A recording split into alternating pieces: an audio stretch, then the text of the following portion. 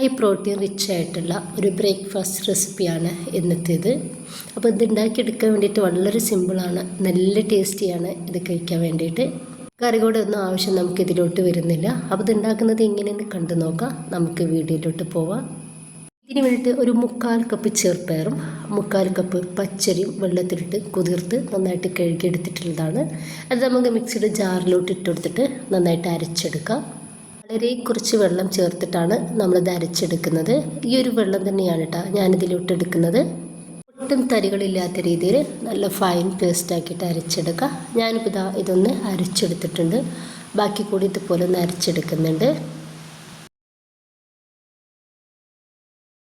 ഇപ്പോൾ ഇത് നല്ലൊരു തിക്നെസ്സിലാണ് ഞാനിത് അരച്ചെടുത്തിട്ടുള്ളത്. ഈ ഒരു രീതിയിൽ വേണം നമ്മളിത് അരച്ചെടുക്കാൻ വേണ്ടിയിട്ട്. ഇനിയിപ്പോൾ ഇതിലോട്ട് ഞാനിതാ ചെറുതാക്കിയിട്ട് കട്ടാക്കി എടുത്തിട്ടുള്ള ഒരു ക്യാപ്സിക്കത്തിൻ്റെ പകുതി എടുത്തിട്ടുണ്ട്. അതുപോലെ തന്നെ കുറച്ച് മല്ലിയുടെ ഇല ചെറുതാക്കിയിട്ട് കട്ടാക്കി എടുത്തതും ഇതിലേക്ക് ചേർക്കുന്നുണ്ട്. പൊടിയായിട്ട് അരിഞ്ഞെടുത്തിട്ടുള്ള 5-6 വെളുത്തുള്ളിയുടെ അല്ലിയും ഇതിലേക്ക് ചേർക്കുന്നുണ്ട്. അതുപോലെ തന്നെ ഒരു ചെറിയ സവോള ചെറുതാക്കിയിട്ട് കട്ടാക്കിയതും ഇതിലേക്ക് ഇട്ട് കൊടുക്കുന്നുണ്ട്. 1 ടേബിൾ സ്പൂൺ കാശ്മീരി ചില്ലി ഫ്ലേക്സും ഈ ഒരു സമയത്ത് ഇതിലേക്ക് ചേർക്കുകയാണ്.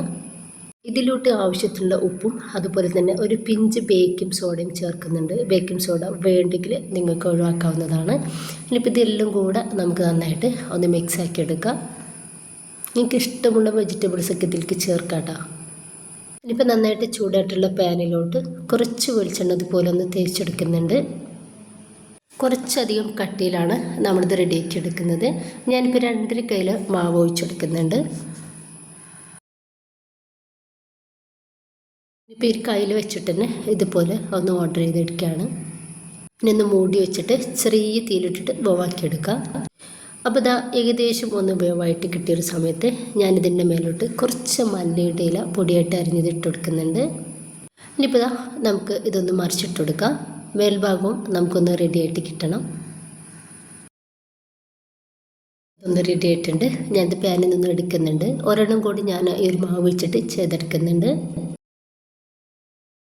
ഇപ്പം ഞാൻ ഇതൊന്ന് കട്ട് ചെയ്തെടുക്കുന്നുണ്ട്. അപ്പോൾ വളരെ ഹെൽത്തിയാണ്, നല്ല ടേസ്റ്റാണ് ഇത് കഴിക്കാൻ വേണ്ടിയിട്ട്. ഇത് കുട്ടികൾക്കും നമുക്കൊക്കെ നല്ല ഹെൽത്തി ആയിട്ട് തന്നെ കഴിക്കാൻ വേണ്ടിയിട്ട് പറ്റും. ബ്രേക്ക്ഫാസ്റ്റ് ഈവനിങ് സ്നാക്സ് ആയിട്ടൊക്കെ എല്ലാവരും ഉണ്ടാക്കി നോക്കുക. നിങ്ങളുടെ അഭിപ്രായങ്ങൾ അറിയിക്കുക. ഇഷ്ടമായിട്ടുണ്ടെങ്കിൽ നിങ്ങളുടെ എല്ലാ സപ്പോർട്ടും ഉണ്ടാവുക. ഇൻഷാ അല്ലാഹ്. ഓക്കെ.